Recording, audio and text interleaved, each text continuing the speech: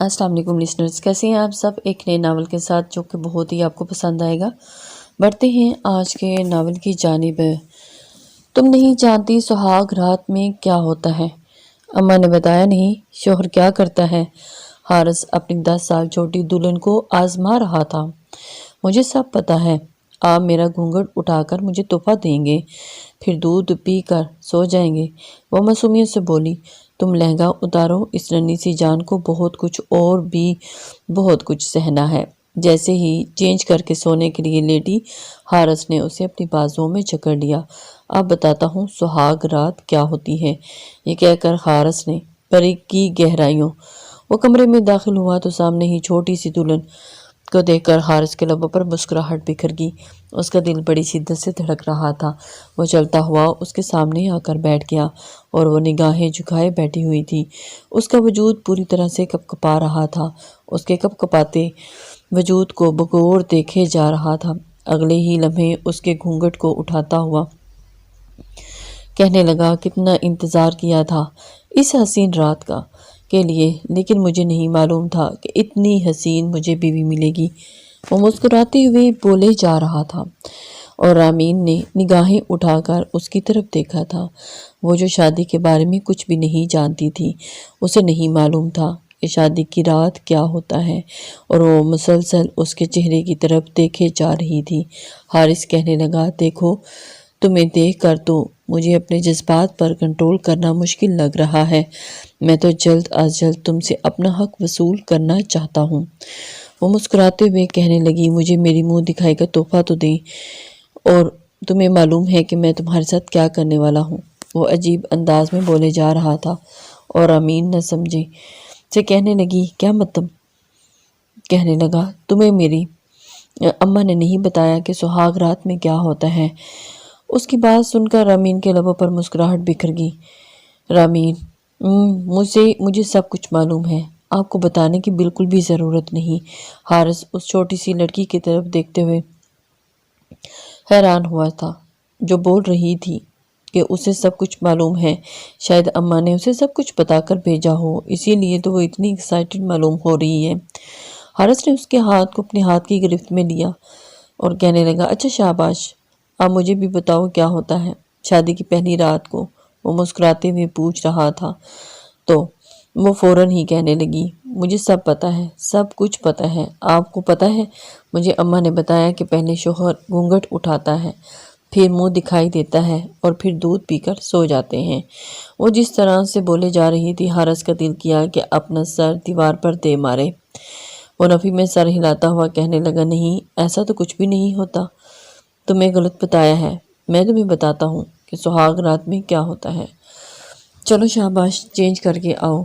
जैसे ही वो बोले जा रहा था, रामीन को अब उसकी नीयत कुछ ठीक नहीं लग रही थी। रामीन को उसकी निगाहें अपने वजूद के आर पार महसूस हो रही थी। वो नफ़ी में सर हिलाते हुए कहने लगी, नहीं, मुझे नहीं चेंज करना। वो अब घबरा चुकी थी। वो कहने लगा, तुम नहीं चेंज करोगी तो मैं खुद करवा दूंगा, मुझसे तो कोई मसला नहीं। उसकी बात सुनकर रामीन गुस्से से कहने लगी, कितने आप बेशर्म हैं, आपका ज़रा भी शर्म नहीं आती एक लड़की के साथ ऐसी बातें करते हुए।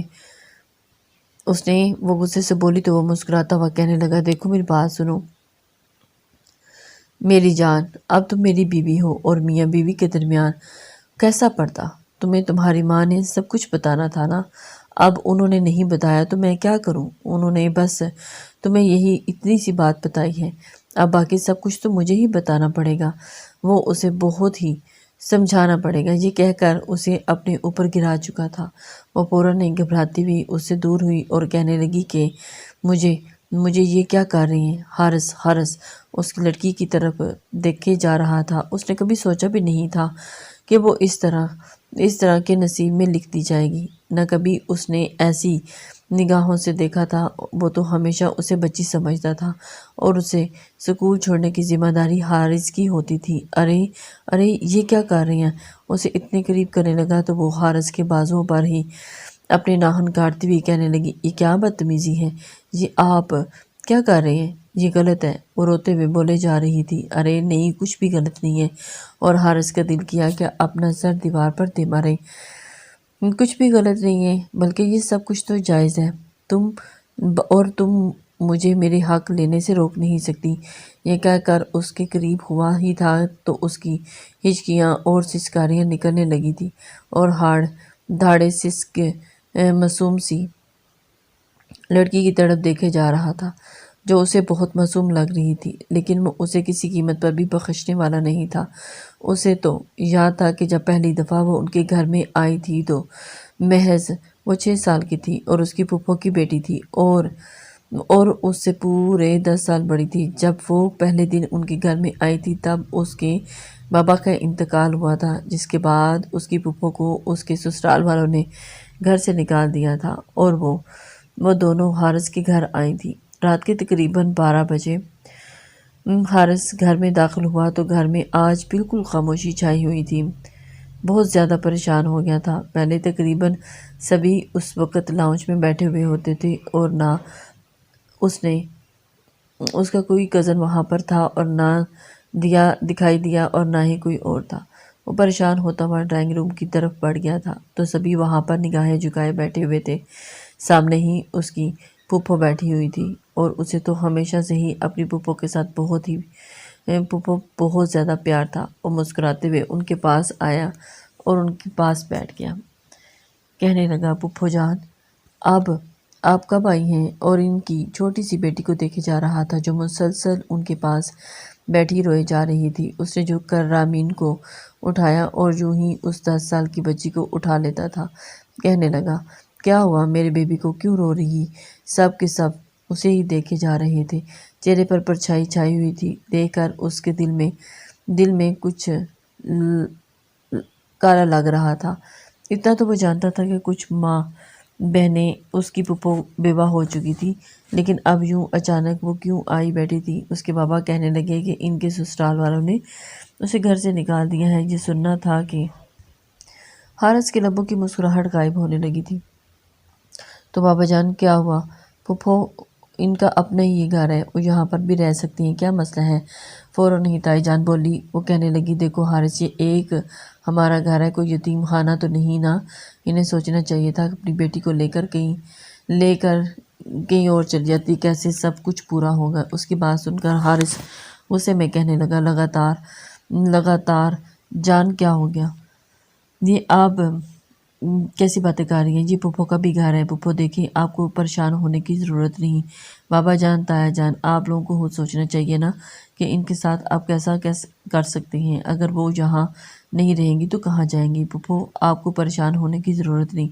وہ نرمی سے بولے جا رہا تھا اور اس کی پھپھو اسی کو دیکھ رہی تھی۔ وہ جانتا تھا کہ رامین ان سب کی وجہ سے بہت زیادہ پریشان، ڈسٹرب ہو چکی ہے۔ پہلے اس کے بابا کا یوں اچانک انتقال ہو جانا اور اب ان کے سسرال والوں کا انہیں یوں گھر سے نکال دینا، یہ سب کچھ اسے بہت پریشان کر رہا تھا۔ وہ رامین کو اٹھائے کمرے سے باہر آ گیا تھا۔ کہنے لگا، آپ لوگوں نے بچی کو بھی ڈسٹرب کیا ہوا ہے، دیکھیں تو صحیح وہ چھوٹی سی ہے اور اس کے دماغ پر کیا اثر پڑے گا۔ یہ کہہ کر حارث رامین کو باہر لے آیا تھا۔ وہ غصے میں اسے لے کر باہر آ چکا تھا اور اسے اپنے سینے سے لگایا ہوا تھا۔ کہنے لگا، بھیا کی جان کو کیا ہوا؟ ایسے روتے تو نہیں ہیں؟ وہ اسے لگاتار روتا ہوا دیکھ کر بازو سے پکڑے باہر لے کر گیا تھا۔ لان میں اس کے ساتھ گھاس پر بیٹھ چکا تھا اور اس کے آنسو قطرہ قطرہ گرتے ہوئے ہوا کہنے لگا، چلو شاباش، اب مجھے بتاؤ کیا ہوا ہے؟ کسی نے کچھ کہا ہے کیا؟ وہ اس بات میں سر ہلاتی ہوئی کہنے لگی، اور مجھے چچی نے مارا تھا۔ وہ اسے بازو دکھاتے ہوئے کہنے لگی جہاں پر جلنے کا نشان بنا ہوا تھا۔ یہ دیکھ کر تو حارث تڑپ ہی اٹھا تھا۔ اگلے ہی لمحے اس کی جلی ہوئی جگہ پر اپنے لب رکھتا ہوا کہنے لگا، میری جان، اتنا زیادہ رونے کی ضرورت نہیں۔ اب آپ ہمیشہ اپنے ماموں ممانی کے ساتھ اور اپنے حارث بھائی کے ساتھ رہو گی، آپ کو کچھ بھی نہیں کہیں گے۔ وہ اسے اپنے سینے سے لگاتا ہوا بولے جا رہا تھا اور پھر اسے کہنے لگا کہ آپ کو پتہ ہے انہوں نے ہمیں گھر سے باہر نکال دیا ہے، دھکے دے کر رات کے وقت۔ وہ روتے ہوئے اسے اپنے بارے میں بتا رہی تھی۔ حارث مسکراتے ہوئے اس کے آنسو صاف کیے جا رہا تھا۔ کہنے لگا، آپ تو اتنی چھوٹی سی پیاری سی معصوم سی کیوٹ سی بچی ہو، آپ روتی بھی بالکل بھی اچھی نہیں لگتی۔ وہ اسے یوں بچوں کی طرح ٹریٹ کر رہا تھا جیسے کوئی چھوٹی سی بچی ہو، دودھ پیتی۔ وہ 10 سال کی تھی لیکن وہ اسے پھر بھی چھوٹے بچوں کی طرح چپ کروا رہا تھا۔ کچھ تو سمجھدار تھی کافی دیر تک اسے بہلاتا رہا۔ وہ کہنے لگی، اور اس بھیا نے مجھے بہت زیادہ نیند آ رہی ہے۔ وہ منہ بناتے ہوئے کہنے لگی، حارث تو پریشان ہونے کی بالکل ضرورت نہیں ہے، ابھی میں اپنی جان کو روم میں لے کر جاتا ہوں۔ یہ کہہ کر بہت اسے اٹھا کر اپنے کمرے میں آ چکا تھا۔ کہنے لگا، شاباش، اب آپ یہاں پر سو جاؤ، میں یہاں پر ہی بیٹھا ہوں، اور پھر مجھے مما کے پاس سونا ہے۔ کہنے لگا، ٹھیک ہے، اب مما کے پاس جا کر سو جائیں، بہت زیادہ پریشان ہے نا، اب آپ اپنی مما کو تنگ نہیں کریں گی، یہاں پر ہی سو جائیں۔ وہ کہہ کر اپنی بک کی جانب متوجہ ہو چکا تھا۔ صوفے پر جا کر بیٹھ جانے کتنی دیر تک وہ اپنی اسٹڈی کرتا رہا، اور اس کے بعد وہ کمرے سے باہر گیا تو سامنے ہی اسے اس کی پھپھو کھڑی ہوئی نظر آئی تھی۔ کہنے لگا، پھپھو جان، کیا بات ہے، سب ٹھیک تو ہے نا؟ دیکھو، تم کیوں یوں رامین کو اپنے کمرے میں لے کر آ گئے ہو؟ بیٹا دیکھو، تمہاری تائی جان اور تمہاری مما یہ سب کچھ اچھا نہیں سمجھتی، اور تم نے اسے اپنے کمرے میں رکھا ہوا ہے، یہ اچھی بات نہیں ہے۔ اسے اٹھا کر میرے کمرے میں واپس میرے پاس بھیج دا۔ وہ کہنے لگا، نہیں پھپھو، آپ کو کچھ دن ریلیکس کرنے کی ضرورت ہے، اور رامین کو بھی بہت زیادہ ڈسٹرب ہے، آپ کو یوں روتا دیکھے گی تو وہ پریشان ہو جائے گی۔ وہ پھپھو کو سمجھانے کی غرض سے ان کے پاس بیٹھتا ہوا کوشش کر رہا تھا۔ وہ کہنے لگی، دیکھو، میں نہیں چاہتی کہ رامین تمہارے کمرے میں رہے۔ تو سب اس کے بارے میں غلط باتیں کرنے لگے اور ایسی ویسی باتیں بنائیں۔ دیکھو، کہنے کو تو وہ بچی ہے، لیکن پھر بھی وہ ایک عورت ہے، اور ایک عورت کو کسی بھی نامحرم کے کمرے میں رہنے کی اجازت نہیں، عمر میں بھی نہیں بخشا جاتا، اور پھر تو مجھ سے کوئی اپنی بھی نہیں ہے۔ وہ کہنے لگا، خدا کے لیے پھپھو، میں اسے چھوٹی بہنوں کی طرح سمجھتا ہوں، اور وہ میری بہن ہی ہے، تو پلیز ایسی باتیں مت کریں۔ اس نے اپنی پھپھو کی جانب دیکھتے ہوئے اسے سمجھانے کی کوشش کی، اور اس کے بعد اپنے ساتھ لگاتا ہوا انہیں بھی کمرے میں دیکھ رہا تھا۔ کہنے لگا، پھپھو جان، آپ آرام کریں، آپ کو پریشان ہونے کی ضرورت نہیں ہے، اس گھر میں آپ کو کوئی کچھ بھی نہیں کہے گا جب تک میں ہوں۔ یہ کہتے ہوئے اس نے بہت ہی زیادہ حوصلے سے دلاسا دیا، اور زینب کی آنکھوں میں سے آنسو بہنے لگے تھے۔ حارث کی پھپھو سے کہنے لگی، حارث تم اتنی میری سائڈ مت لو، تمہاری مما کو تم سے نفرت ہونے لگ جائے گی، تمہیں معلوم ہے سب مجھ سے کتنی زیادہ نفرت کرتے ہیں، میرے بھائی مجھے اپنے ساتھ رکھنے کو تیار نہیں، اس مشکل وقت میں بھی تم میرا ساتھ دے رہے ہو۔ وہ روتے ہوئے بولے جا رہی تھی، اور اگلے ہی لمحے حارث نے سینے سے لگایا جا چکا تھا۔ کہنے لگا، نہیں پھپھو جان، پلیز، آپ کو پریشان ہونے کی بالکل بھی ضرورت نہیں، میں ہوں نا، میں دیکھ لوں گا آپ کا بیٹا نہ۔ وہ اسے حوصلہ دیتے ہوئے بولے جا رہا تھا، اور پھپھو کہنے لگی، حارث بیٹا، مجھے تمہارا ہی حوصلہ ہے۔ وہ کہنے لگا، پھپھو جان اور رامین کی وجہ سے آپ کو بالکل پریشان ہونے کی ضرورت نہیں، جب تک میں ہوں اس کی ساری ذمہ داری بالکل، وہ میرے لیے بالکل چھوٹی بہنوں کی طرح ہی ہے، میں اس کا بہت زیادہ خیال رکھوں گا۔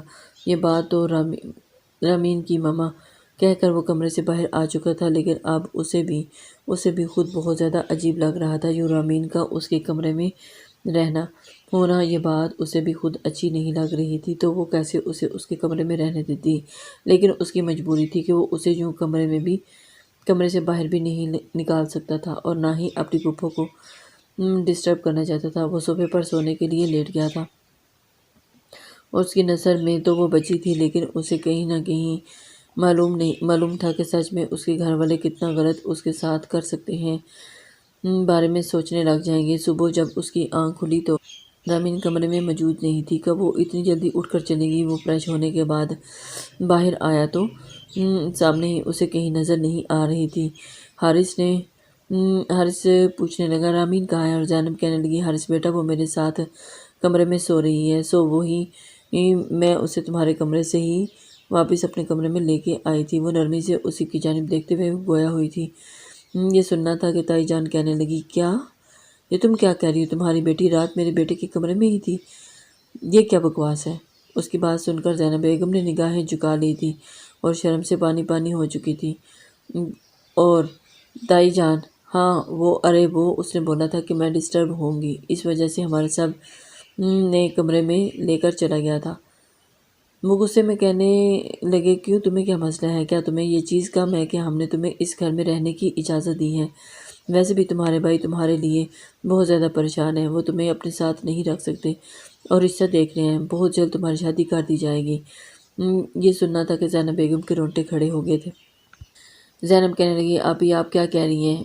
میں شادی نہیں کروں گی، میری بیٹی رول جائے گی، مجھے شادی نہیں کرنی۔ پر ان سے واسطے دینے کو تھی۔ حارث کہنے لگا ماما بابا یہ سب کچھ کیا چل رہا ہے؟ تایا جان آپ ذرا خیال کریں، ان کی اتنی بڑی بیٹی ہے اور وہ اپنی بیٹی کے ساتھ رہنا چاہتی ہیں اور آپ ان کی شادی کرنا چاہتے ہیں، میں انہیں شادی نہیں کرنے۔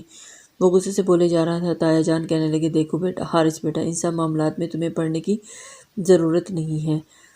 ہم لوگ تمہاری پھپھو کی شادی کرنا چاہتے ہیں تاکہ وہ اپنے گھر میں خوشی سے رہ سکیں، تو بس کرنا چاہتے ہیں، تم خاموش رہو اور وہی ہوگا جو ہم چاہیں گے۔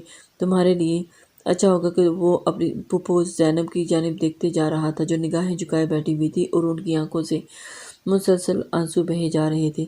وہ یہاں سے اٹھ کر اپنے کمرے کی جانب چلا گیا اور زینب اب اٹھ کر یہاں سے جا بھی نہیں سکتی تھی۔ وہ جانتی تھی کہ اگر وہ یہاں سے اٹھ کر چلی گئی تو پھر ان کی بھابیاں ان کے بارے میں 2 سے 4 باتیں بنانے لگ جائیں گی اور اسی وجہ سے اسے انہی کے درمیان میں خاموشی سے بیٹھنا پڑا۔ وہاں بیٹھی سب کی باتیں سنی جا رہی تھی۔ حارث کہنے لگا بس کہہ رہے ہیں کہ آپ خدا کے لیے اگر آپ لوگ پھپھو کی ذمہ داری نہیں اٹھا سکتے تو میں خود پھپھو کی ذمہ داری اٹھاؤں گا، اٹھانے کے لیے تیار ہوں۔ وہ ہر طرح سے ان کی ذمہ داری کے لیے تیار تھا، زینب بیگم کا ساتھ دی جا رہا تھا۔ حارث کے بابا نے حارث کو کہا کہ بیٹا ابھی تم بہت چھوٹے ہو، ان چیزوں کو نہیں سمجھتے، وہ ایک عورت ہے، شادی کرنا ان کے لیے کتنا ضروری ہے تمہیں اس بات کا اندازہ نہیں۔ وہ ساری زندگی یہاں نہیں رہ سکتی، کل کو تمہاری بیوی آئے گی، وہ کبھی بھی نہیں چاہے گی کہ تم اپنی پھپھو کی ذمہ داری اٹھاؤ، اور تمہیں پتہ ہے کہ ان کی ایک بیٹی بھی ہے اور کبھی بھی تم ان کی بیٹی کی ذمہ داری بھی نہیں اٹھا سکتے۔ وہ غصے سے بولے جا رہے تھے اور حارث ایک لمحے کے لیے خاموش ہو چکا تھا۔ کہنے لگا یہ میں نہیں کہہ رہا کہ کہ آپ لوگ پھپھو کی شادی نہ کریں۔ ہاں کوئی عورت اکیلے سماج میں زندگی نہیں گزار سکتی، لیکن انہیں کچھ ٹائم دیں۔ ان کے بابا کے کہنے لگے دیکھو جب وہ بوڑھی ہو جائے گی تب تو میں اس کی شادی نہیں کرنی نا، بس عدت ختم ہو چکی تھی تب اس کی شادی کر دینی چاہیے۔ یہ کہہ کر وہ خاموش ہو چکے تھے۔ کافی دیر تک بحث کرنے کے بعد ان کی ڈانٹ سنتا رہا اور واپس اپنے کمرے میں آ گیا تھا۔ پیچھے پیچھے زینب بیگم بھی آ گئی اور کہنے لگی دیکھو حارث بیٹا، تمہیں میری سائڈ لینے کی یا میرے بارے میں بات کرنے کی ضرورت نہیں، نہ ہی پریشان ہونے کی ضرورت ہے۔ جو بھائی اور بھابھی کہہ رہے ہیں بالکل ٹھیک کہہ رہے ہیں، مجھے منظور ہوگا، لیکن میں کبھی بھی اپنی بیٹی کو اپنے سسرال لے کے نہیں جاؤں گی۔ تم میری بیٹی کا خیال رکھو گے نہ؟ وہ عجیب انداز میں پوچھے جا رہی تھی۔ حارث کہنے لگا پھپھو جان کیا ہو گیا ہے؟ میں نے بولا ہے کہ میں رامین کا خیال رکھوں گا بالکل بہنوں کی طرح، تو بالکل آپ کو پریشان ہونے کی ضرورت نہیں، آپ پریشان مت ہوں، میں اس کا خیال رکھوں گا۔ اپنی پھپھو کو سمجھا رہا تھا اور اس کی پھپھو نے بھی اس کی بات میں سر ہلا دی تھی اور کہنے لگی ٹھیک ہے۔ اگلے 10 دن حارث یونیورسٹی میں بھی بہت زیادہ پریشان بیٹھا ہوا تھا کہ اتنے میں نبیہہ اس کے پاس آئی اور کہنے لگی حارث تمہیں کیا ہوا ہے؟ آج کل تم بہت زیادہ پریشان لگ رہے ہو۔ اس کی بات سن کر وہ کہنے لگا کچھ نہیں نبیہہ۔ وہ اس وقت اپنی سوچوں میں مگن تھا اور کلاس میں اکیلا بیٹھا ہوا تھا جب نبیہہ اس کے ہاتھ پر اپنا ہاتھ رکھا اور کہنے لگی حارث پہلے تمہیں کوئی بھی پریشان ہوتی تھی تو کوئی بھی ٹینشن ہوتی تھی تم میرے ساتھ ضرور شیئر کرتے تھے، لیکن اب تم کبھی بھی اپنی کوئی بات نہیں بتاتے، پلیز بتاؤ نا کیا مسئلہ ہے؟ نبیہہ پریشان ہوتے بھی اس کی جانب محبت بھرے انداز میں اسے پوچھے جا رہی تھی۔ وہ نفی میں سر ہلاتا ہوا کہنے لگا دیکھو پلیز مجھے تنگ مت کرو، مجھے کوئی مسئلہ نہیں ہے۔ حارث نے بات کو ٹالنا چاہا تھا اور اگلے ہی لمحے بس اس کے چہرے کو اپنے ہاتھوں کے پیالے میں بھرتی ہوئی کہنے لگی حارث پلیز مجھے بتاؤ نا، مجھے تمہاری بہت فکر ہو رہی ہے۔ آج سے پہلے تو کبھی تم نے مجھ سے کبھی کسی قسم کی کوئی بات نہیں چھپائی۔ وہ بہت نرمی سے پوچھے جا رہی تھی لیکن حارث نے اس کے ساتھ کوئی بات شیئر نہیں کی اور اگلے ہی لمحے اس کے کندھے پر سٹکتا ہوا کہنے لگا نبیہہ تمہیں پتہ ہے رامین کتنی چھوٹی ہے اور میں اس کی وجہ سے بہت زیادہ پریشان ہوں۔ بابا جان اور چچا جان پھوپھو کی شادی کرنا چاہتے ہیں، لیکن تمہیں پتہ ہے کہ پھوپھو یہ شادی نہیں کرنا چاہتی۔ رامین کا کیا ہوگا؟ وہ رول جائے گی، وہ چھوٹی سی بچی ہے، اس کا کوئی بھی خیال نہیں کر رہا۔ وہ اداسی سے بولے جا رہا تھا اور نبیہہ اس کی بات سن رہی تھی۔ نبیہہ نے اسے خود سے الگ کیا اور کہنے لگی حارث، تم اس کی بچی کی وجہ سے پریشان ہو، پاگل ہو گئی ہو کیا؟ تم اس کی وجہ سے اتنا زیادہ کیوں پریشان ہو رہے ہو؟ وہ تمہاری ذمہ داری نہیں ہے۔ وہ غصے سے بولی تو حارث نے ماتھے پر تیوری چڑھاتے ہوئے نبیہہ کی جانب دیکھا۔ کیا مطلب ہے تمہارا؟ وہ میری کزن ہے، میں اس کے بارے میں نہیں سوچوں گا تو کون سوچے گا؟ اور تمہیں پتہ ہے وہ مجھے کتنی پیاری ہے، وہ مجھے کتنی محبت سے پکارتی ہے۔ جب وہ مجھے محبت سے پکارتی ہے تو مجھے بہت اچھا محسوس ہوتا ہے، لیکن اب اسے یوں روتا ہوا دیکھ کر مجھے بہت پریشانی ہوتی ہے۔ نہ وہ اسٹڈی کر پا رہی ہے اور محض وہ 10 سال کی ہے۔ تو وہ پریشانی کے عالم میں بولے جا رہا تھا۔ نبیہہ غصے میں کہنے لگی تمہیں کون سی اس بچی کے ساتھ اتنی زیادہ محبت ہو چکی ہے، ہمدردی ہو رہی ہے؟ وہ پھر سے غصے سے بولی نہ جانے کیا کچھ کیا کہہ بیٹھی تھی۔ کیوں نبیہہ کو حارث کا یوں اس کے لیے پریشان ہونا اچھا نہیں لگ رہا تھا۔ وہ نہیں جانتی تھی کہ اسے اتنی زیادہ پیاری اسے جیسے کیوں لگ رہی، جیلس کیوں ہو رہی تھی، کیونکہ حارث کو بھی کبھی اس نے کبھی کسی کے لیے اتنا پریشان نہیں دیکھا تھا۔ وہ لاپرواہ سا تھا، لیکن آج پہلی دفعہ اسے کسی کے لیے یوں اس قدر پریشان ہو رہا تھا۔ دیکھ کر غصہ ہو چکا تھا۔ کہنے لگی دیکھو حارث، اس کی وجہ سے زیادہ پریشان ہونے کی یا خود کو ڈسٹرب کرنے کی ضرورت نہیں ہے۔ یہ کہہ کر وہ خاموش ہو چکی تھی، لیکن حارث کو اس کی بات پر بھی تسلی نہیں آئی۔ غصہ آ چکا تھا اور وہ غصے سے ضبط کرتا ہوا نبیہہ کو خود سے دور کرتا ہوا کہنے لگا اگر آج کے بعد تم نے یہی بات بیہودہ بیہیو کرنا ہے تو میرے ساتھ تو مجھ میں کوئی بھی ٹینشن پریشانی مت پوچھنا۔ یہ کہہ کر وہ غصے سے وہاں سے چلا گیا اور نبیہہ پریشان ہو چکی تھی۔ اس سے کیا ہو گیا؟ پہلے تو کبھی اس نے ایسا نہیں کرتا تھا، آج پہلی دفعہ اس نے ایسے کیا ہے۔ یونیورسٹی سے چھٹی کے بعد وہ واپس اپنے گھر کی جانب کے بجائے اپنے دوستوں کے ساتھ چلا گیا تھا اور اس کا اپنے دماغ کو فریش کرنے کے لیے وہاں یہ بھی بہت زیادہ پریشان لگ رہا تھا۔ لیکن جب رات کو واپس آیا تو یہ سن کر اس کا دماغ میں 100 واٹ کا بلب چل گیا۔ ڈائننگ ٹیبل پر بیٹھتے ہوئے جب اس کے تایا جان نے کہا کہ اس جمعہ میں تمہاری پھوپھو کا نکاح ہے، اور یہ سننا تھا کہ حارث کہنے لگا کیا مطلب پھوپھو کا نکاح ہے؟ لوگوں نے طے بھی کر دیا تھا، رشتہ بھی طے کر دیا تھا اور کسی نے اس کو ساتھ وہ کہنے لگے دیکھو ایک بہت اچھا رشتہ مل چکا تھا، میں بزنس پارٹیز ہیں، وہ شادی کرنا چاہتے ہیں۔ یہ سننا تھا کہ حارث کہنے لگا بابا آپ کو پتہ ہے کہ پھوپھو سے وہ کتنے بڑے ہیں؟ وہ کہنے لگا دیکھو 10-12 سال کا کوئی اتنا زیادہ ایج گیپ نہیں ہوتا، اور تمہاری پھوپھو کو بھی تو کوئی مسئلہ نہیں ہے۔ وہ اپنی پھوپھو کی طرف دیکھے جا رہا تھا اور اپنی پھوپھو کی خاموشی جو نگاہیں جھکائے بیٹھی ہوئی تھی، بھلا وہ کیا کہہ سکتی تھی؟